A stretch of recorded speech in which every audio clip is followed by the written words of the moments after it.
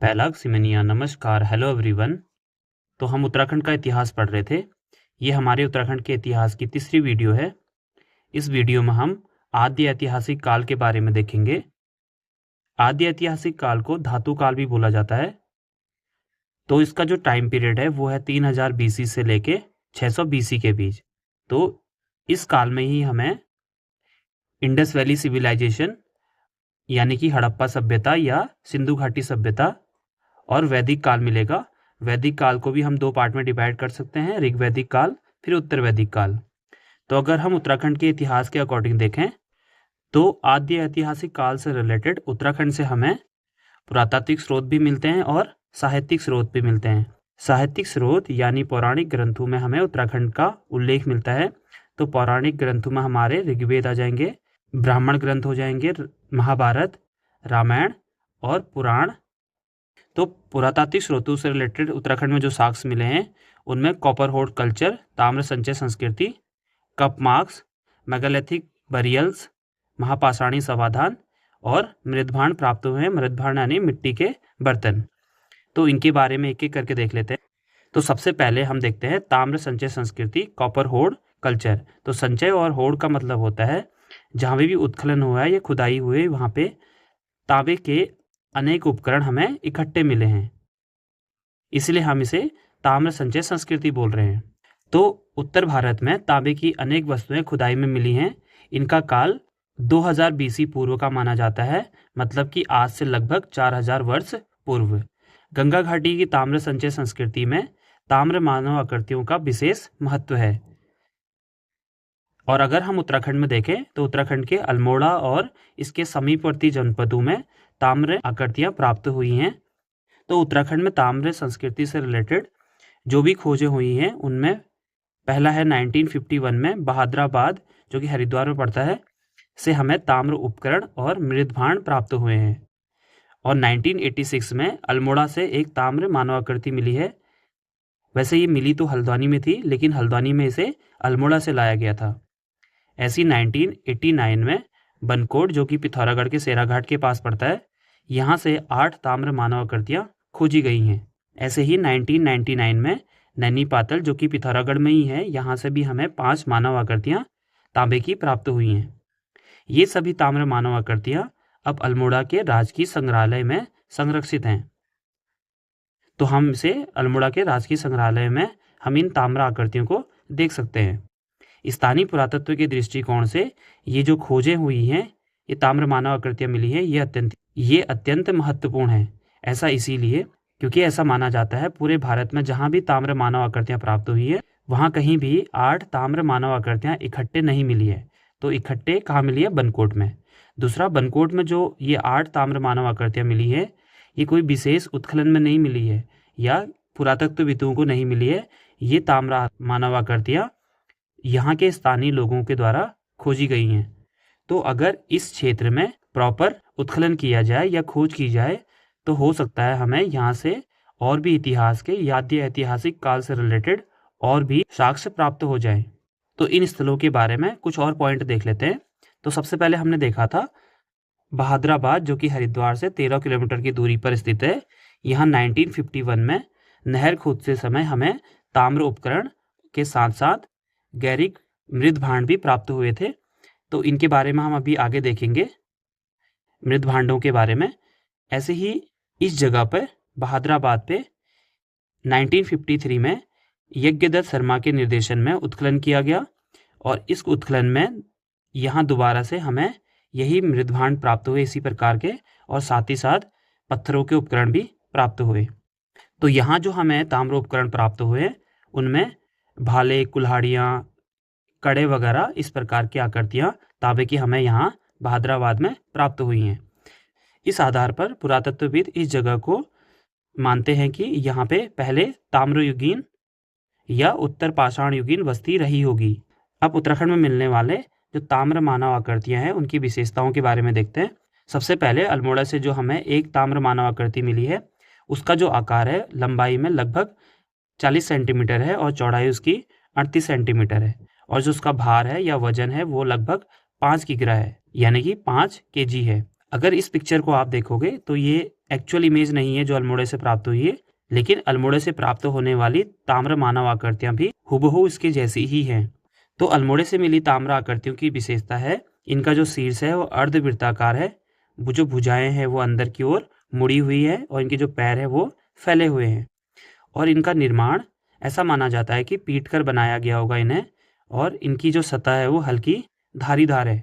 तो अगर हम बनकोट में मिली ताम्र आकृतियों की विशेषताओं को देखें तो इनका जो आकार है, लंबाई जो इनकी है वो है 22 सेंटीमीटर लगभग, चौड़ाई 29 सेंटीमीटर, और इनका जो भार है लगभग 2.5 kg से लेके 3.5 kg के आसपास है। ये जो इमेज है यहाँ पे, ये एक्चुअल इमेज है जो हमें बनकोट से ताम्र मानव आकृतियाँ मिली हैं उनकी। इनकी विशेषता अगर देखेंगे तो ये अल्मोड़े से मिली ताम्र आकृतियों की तुलना में भिन्न है। अगर पैरों को देखेंगे तो ये पैर स्पष्ट रूप से अलग अलग नहीं हैं। भुजाएं, इनकी जो भुजाएं हैं वो भूमि के समांतर हैं, और ये भुजाएं मुड़ी हुई भी नहीं हैं, बिल्कुल सीधी हैं। और इस आधार पर, इन आकृतियों के आधार पर कुछ इतिहासकार ऐसा मानते हैं ये लबादा पहने हुए व्यक्ति की आकृति है। ऐसी ही आकृति हमें अल्मोड़ा के लोथाव और लखुडियार में जो शैल चित्र मिले थे, वहाँ भी हमें ऐसे ही मानव आकृतियाँ शैल चित्रों के रूप में मिली थी। तो लबादा एक प्रकार से, जैसे कि आपने देखा होगा सुपरमैन को, तो वो पीछे से इस टाइप का लबादा होता है कपड़े का, पीछे साइड से, बैक साइड से। तो लबादा पहनने की वजह से हो सकता है इनके जो पैर यहाँ पे पृथक रूप से दिखाए गए थे, यहाँ पे नहीं दिख पा रहे होंगे, ऐसा इतिहासकारों का मानना है। ऐसा माना जाता है इनका निर्माण सांचे में ढालकर बनाया गया होगा और पीटकर इन्हें नहीं बनाया गया है।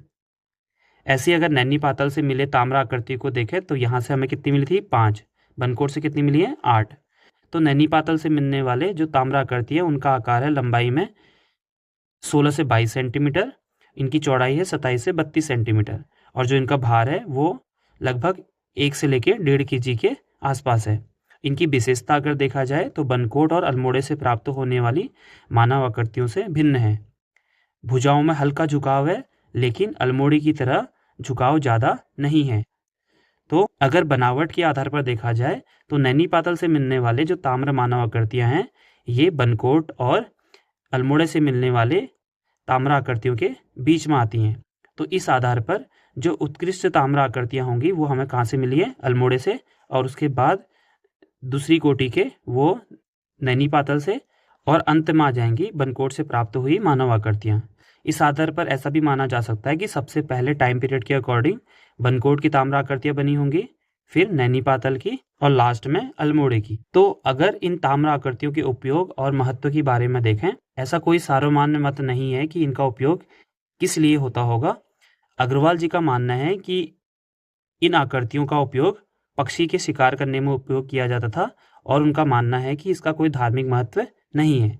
लेकिन एच डी सांकलिया अग्रवाल जी के इस मत को अस्वीकार करते हैं। उनका मानना है उस समय पक्षी के शिकार के लिए अन्य आसान तरीके उपलब्ध थे। ऐसे ही एल्चिन इन्हें धार्मिक अनुष्ठानों के लिए प्रयुक्त होने वाले उपकरण मानते हैं, और साथ ही साथ इनकी तुलना छोटा नागपुर की जनजातियों के लोहे की कुल्हाड़ियों से भी करते हैं।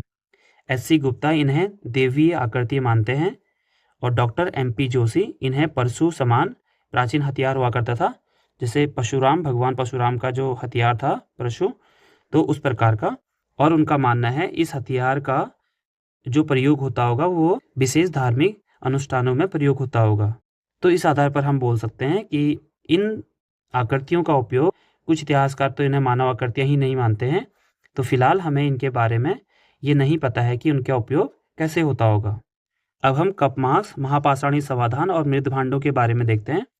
तो इनके बारे में जानने से पहले हम महापाषाणी संस्कृति या मेगालिथिक कल्चर के बारे में जान लेते हैं, क्योंकि ये इन्हीं के पार्ट यहाँ पे माने जाते हैं। तो सबसे पहले महास्य या महापाषाण या मेगालिथिक कल्चर क्या होता है? मेगालिथिक, इसमें 2 वर्ड मेगास और लिथोस से मिलकर ये बना है। मेगास का मतलब होता है विशाल, और लिथोस का मतलब होता है पत्थर। नवपाषाण काल के समाप्ति के बाद दक्षिण भारत में जो संस्कृति का उदय हुआ उसको हम बोलते हैं महापाषाणी संस्कृति। इस संस्कृति के लोग अपने मृतकों के अवशेषों को सुरक्षित रखने के लिए या उनकी डेड बॉडीज़ को सुरक्षित रखने के लिए बड़े बड़े पत्थरों का उपयोग करते थे। जैसे कि आप पिक्चर में देख रहे होंगे, यहाँ पे अगर 100 दफना रखा है या 100 के अवशेष रखे हैं तो बड़े बड़े पत्थरों से इसे ढक दिया जाता था। इसी प्रकार इस पिक्चर में भी आप देख रहे होंगे। तो इन समाधानों में होने वाले बड़े बड़े पत्थरों के उपयोग के आधार पर हम इस कल्चर को महापाषाणी संस्कृति, महास्य संस्कृति या मेगालिथिक कल्चर बोलते हैं। और ऐसा माना जाता है मेगालिथ का जो निर्माण है विशेषतः दक्षिण भारत में ही हुआ था और उसके बाद यहाँ के लोग और जगह पे इनका विस्थापन रहा होगा। महास्य संस्कृति का जो मानव था घुमंतु टाइप का था, तो महास्य संस्कृति के या महापाषाणी समाधान हमें मध्य प्रदेश, असम, उड़ीसा, बिहार, राजस्थान, कश्मीर के साथ साथ उत्तराखंड में भी मिलते हैं। और जो ये समाधान है ये एक टाइम पीरियड के नहीं है। ऐसा इसलिए क्योंकि इन समाधानों में शवों के साथ साथ ये लोग मिट्टी के बर्तन, अन्य उपकरण भी शामिल करते थे। तो जो इनके उपकरण मिले हैं उनमें कहीं तांबे के, तो कहीं कांसे के और कहीं लोहे के भी उपकरण मिले हैं। तो इस आधार पर ऐसा अनुमान लगाया जाता है कि ये जो समाधान होंगे ये अलग अलग टाइम पीरियड के होंगे। महास्य संस्कृति का जो टाइम पीरियड है एनसीईआरटी के अकॉर्डिंग 1000 बीसी है, लेकिन कहीं आपको 1500 बीसी भी इसका टाइम पीरियड मिलेगा। तो सबसे पहले हम महापाषाणी समाधान के प्रकार देखते हैं, क्योंकि जब हम आगे उत्तराखंड में मिलने वाले महापाषाणी समाधान के बारे में पढ़ेंगे तो हमें ये वर्ड वहाँ पे मिलेंगे, तो हमें ये पता होना चाहिए। तो पहला टाइप है सिस्ट बरियल, इसको सी कर लेना। तो सिस्ट बरियल में क्या होता है, जमीन के अंदर एक संदूकनुमा आकृति खोद दी जाती है क्यूबॉइड आकार में, और चारों किनारे ऐसे पत्थर रख दिए जाते हैं और ऊपर से भी एक पत्थर से इसको फिर ढक दिया जाता है। ऐसी पिट सर्कल में क्या होता है, एक सर्कल नुमा ऐसा सर्कल बनाते हैं और चारों ओर बड़े बड़े पत्थरों को रख दिया जाता है। फिर अगला टाइप है अन्न बरियल। अन्न बरियल में क्या होता है, एक बड़े से मिट्टी के बर्तन में शव को रखा जाता है और उसके साथ और भी अवशेष रखे जाते हैं शवों के साथ, और फिर उसको दफना दिया जाता है। अगला है डोलमेन, जो हमने ऊपर देखा था सिस्ट बरियल वाला, उसी का टाइप है। सिस्ट बरियल में क्या होता है, जमीन के अंदर वो लोग गड्ढा खोद करके पत्थर रखते थे, लेकिन डोलमेन में जो संदूकनुमा आकृति है वो जमीन के ऊपर ही है, तो चारों किनारे से पत्थर लगा करके एक बड़े से पत्थर से ऊपर ढक देते थे। और साथ ही साथ कहीं कहीं आपको इन पत्थरों में एक सर्कल नुमा सुराग भी मिलेगा। ऐसा माना जाता है कि हो सकता है कि पहले इस ढांचे को या इस समाधान को बनाया गया होगा, उसके बाद शव से रिलेटेड जो भी चीज़ें होंगी उस सर्कल से उसे अंदर डालते होंगे। ऐसी अगला है अम्ब्रेला स्टोन। अम्ब्रेला स्टोन में क्या होता है, इस टाइप के जो समाधान है उसमें चारों किनारे से पत्थर रख करके ऊपर एक छतरी नुमा पत्थर रख देते थे और इसको ढक देते थे, तो इसको हमने बोला अम्ब्रेला स्टोन। ऐसे ही हुड स्टोन होता है, इसमें ये पत्थर साइड के पत्थर नहीं होंगे, ये भूमि पे सीधी टिकी होगी, मतलब कि भूमि पे सीधे एक बड़ा सा छतरी नुमा पत्थर रखा गया होगा। और फिर लास्ट टाइप है इसमें मैनहीर। मैनहीर को दीर्घास में भी बोलते हैं। दीर्घास में मतलब होता है एक बड़ा पत्थर एक अकेला है, जैसे आप पिक्चर में देख रहे होंगे, ये बड़ा सा पत्थर यहाँ पे एक साथ रख दिया, तो इसको हम बोलते हैं मैनहीर। तो ये हमने कुछ टाइप देखे महास्य संस्कृति के समाधान से रिलेटेड। और ऐसे ही भारत में मिलने वाले अलग अलग प्रकार के मृद भांडों के बारे में अगर देखें शॉर्ट में, तो सबसे पहले ओकर रंगीत मृद भांड, ओकर कलर्ड पोट्री, जिसको OCP बोला जाता है या OCW भी बोला जाता है। तो इसका जो टाइम पीरियड है हमें बस इतना ध्यान रखना है, ये 2000 से लेके 1500 BC के बीच का है। और दूसरे नंबर पे आता है काला और लाल मृद भांड, ब्लैक एंड रेड वेयर, जिसको BRW भी बोलते हैं।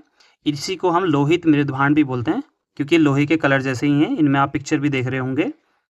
इनका टाइम पीरियड है 1500 से लेके 1200 BC के बीच।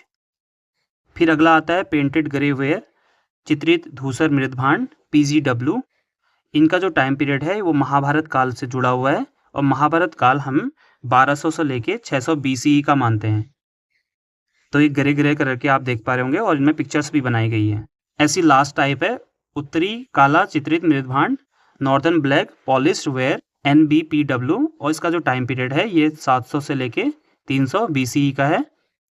तो ये ब्लैक कलर के मिट्टी के बर्तन हो गए।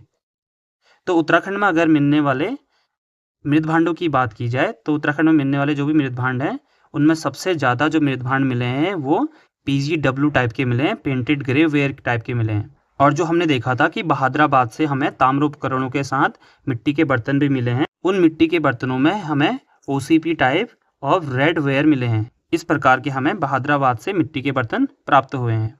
तो ये हमने देखा भारत में मिलने वाले अलग अलग टाइप के पॉटरी कल्चर्स के बारे में, और इनका टाइम पीरियड हमें ध्यान रखना है। इससे हमें ये अनुमान लगाने में हेल्प मिलेगी कि ये समाधान किस टाइम पीरियड के होंगे तो अब उत्तराखंड में मिलने वाले कपमार्क्स के बारे में देख लेते हैं। तो कपमार्क्स क्या होता है? चट्टानों पर बने उखलनुमा गहरे गड्ढे, जिन्हें हम कपमार्क्स कहते हैं, और इन्हें हम महास्य संस्कृति या मेगालिथिक कल्चर से जोड़ते हैं, क्योंकि महास्य संस्कृति की एक महत्वपूर्ण विशेषता उत्कीर्ण कला है, जिसमें कपमार्क्स, सर्पिलाकार आकृतियां और ज्यामितीय आलेखन शामिल हैं। प्रमुख स्थल देख लेते हैं जहां से हमें कपमार्क्स मिले हैं। तो सबसे पहला पॉइंट आपको ये ध्यान रखना है कि उत्तराखंड में पुरातत्व की खोज का प्रारंभ विलियम जॉरी हैनवुड ने किया था। तो उत्तराखंड में पुरातत्व खोज का जनक किसे बोला जाता है? हैनवुड को बोला जाता है। इन्होंने सबसे पहले 1856 में चंपावत के देवीधुरा से सर्वप्रथम महास्य संस्कृति के अवशेष या कपमार्क्स खोजे थे। इसके बाद 1877 ईस्वी में रिवेट कारनाक ने दोराहाट के चंद्रेश्वर मंदिर से महास्य संस्कृति से रिलेटेड आकृतियां खोजी थी या कपमार्क्स खोजे थे। और जो कपमार्क्स खोजे थे वो लगभग 200 थे, जो 12 समांतर पंक्तियों में खुदे हुए थे। और रिवेट कारनाक इन शैल चित्रों की तुलना यूरोप में प्राप्त होने वाली शैल चित्रों के समान बताते हैं। जैसे कि आप देखोगे ये हमें दोराहाट से मिली हुई पिक्चर है और ये यूरोप से मिली हुई पिक्चर है, तो इसकी तुलना वो करते हैं यूरोप से मिलने वाले शैल चित्रों से। और इसके बाद डॉक्टर मटवाल जी के द्वारा दोराहाट से 20 किलोमीटर पश्चिम में नौला गांव, जो कि रामगंगा घाटी में स्थित है, वहां से 73 कपमार्क्स खोजे गए हैं। इसी तरह की ओखलियां नौगांव, मुनिया की ढाई या मुनिया की धार और जोयो गांव से मैनहिर खड़ी शिला पर भी मिली हैं। जैसे आप पिक्चर देख रहे होंगे ये वाली, तो इसमें देख रहे हो ये एक मैनहिर है, एक पूरा पत्थर है जिसमें लाइन से कपमार्क्स खुदे हुए हैं। ये हमें प्राप्त हुआ है मुनिया की धार से। और डॉक्टर MP जोशी ने कुमाऊं के खेखन, जसकोट, देवीधुरा के क्षेत्र से ऐसे ही अनेक कपमार्क्स खोजे हैं। और डॉक्टर यशवंत सिंह कटोच ने ऐसी ही ओखली की खोज गोपेश्वर के पास पश्चिमी नयार घाटी से की है। तो ये आप ध्यान रखेंगे। इसी प्रकार से और भी कपमार्क्स हमें उत्तराखंड में मिले हैं।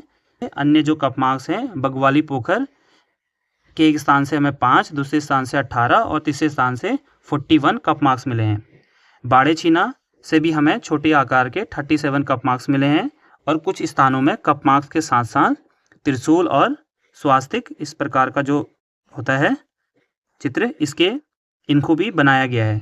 द्वाराहाट, चाचरी धार, यहाँ से भी छोटे बड़े कपमार्क्स की माला के मनकू की तरह खोदे हुए हैं। तो पत्थरों में जो कपमार्क्स हैं ऐसे माला आकार में खोदे गए हैं। ऐसी अमेल गांव, जो कि बेताल घाट के पास पड़ता है, यहाँ जंगलों में हमें कई जगह कपमार्क्स मिले हैं। तो अगर इन कपमार्क्सों के प्रकार को देखें तो डॉक्टर MP जोशी इनके साइज के आधार पर इन कपमार्क्सों को 7 पार्ट में डिवाइड करते हैं। सबसे पहला है बिंदु सदृश धसाव, जिसका जो आकार है वो 0 से लेकर 5 सेंटीमीटर गहरे हैं। तो इनको उन्होंने बोल दिया पॉइंट लाइक कपमार्क्स। ऐसी छोटे छिद्र जिनका व्यास है 2 से लेकर 8 सेंटीमीटर, और ऐसी सामान्य कपमार्क्स, फिर आयताकार धसाव, सर्पाकार धसाव, ऐसी बिल्ली आकृति के जो कपमार्क्स हैं, और लास्ट है नाशपाती आकार के गर्त। ये काफ़ी बड़े होते हैं। तो इस आधार पर, इनके साइज़ के आधार पर ये उत्कर्ष से निकाला जाता है कि जो बड़े कपमार्क्स होंगे वो मानव का आवास हो सकता है, जैसा कि बुर्ज होम, जो कि कश्मीर में है, वहाँ देखा गया है। और जो छोटे कपमार्क्स हैं उनका संभवतः धार्मिक और कर्मकांडी कार्यों में उपयोग होता होगा। तो ये हमने देखा कपमार्क्स के बारे में। हो सकता है इनके बारे में मेंस के एग्ज़ाम में लिखने को आ जाए, तो हमें ये भी पता होना चाहिए। और अगर हम इन कपमार्क्सों के ऐतिहासिक और सांस्कृतिक महत्व को देखेंगे तो सबसे पहले ये अवशेष उत्तराखंड में मानव संस्कृति के विकास को स्पष्ट करते हैं। ये आद्य ऐतिहासिक काल की कला के प्रमाण हैं। कुछ शोधकर्ता इन्हें प्राचीन लिपि मानते हैं, जबकि अन्य उत्तर पाषाण काल से जोड़ते हैं। और ऐसी संभावना है कि इनका उपयोग धार्मिक, अनुष्ठानिक और खगोलीय उपयोग के लिए की जाती होगी। और विधिवत पुरातात्विक सर्वेक्षण उत्खनन की आवश्यकता है, क्योंकि जो भी हमें यहाँ पे उत्तराखंड में पुरातात्विक सोर्सेज मिले हैं, हमने उसकी कोई वैज्ञानिक जांच नहीं की है। हमने इनका टाइम पीरियड, ऐसे ही जो भी हमें सोर्सेज पूरे भारत में मिले हैं उसकी तुलना के आधार पर देखा है कि इसका टाइम पीरियड क्या होगा, जबकि इसके लिए एक प्रॉपर सर्वेक्षण और वैज्ञानिक जाँच की या वैज्ञानिक काल को जानने की या टाइम पीरियड को जानने की आवश्यकता है। तो ये हमने देखा उत्तराखंड में मिलने वाले कपमार्क्स के बारे में। अब हम देखते हैं उत्तराखंड में मिलने वाले महापाषाणी समाधान और मृद भांडों के बारे में। तो सबसे पहले हम जान लेते हैं समाधान हमें कहाँ मिले हैं उत्तराखंड में, फिर हम मृद भांडों के बारे में देखेंगे। तो उत्तराखंड में महापाषाणी समाधान की खोज सबसे पहले मलारी गांव, जो कि चमोली में स्थित है, वहां 1956 में कुछ समाधान खोजे गए थे और इनको प्रकाश में लाने का श्रेय सबसे पहले जाता है डॉक्टर शिव प्रसाद डबराल को। और इसके बाद मलारी गांव पे गढ़वाल यूनिवर्सिटी ने प्रॉपर सर्वेक्षण किया। तो जो पहला सर्वे हुआ वो 1983 में हुआ।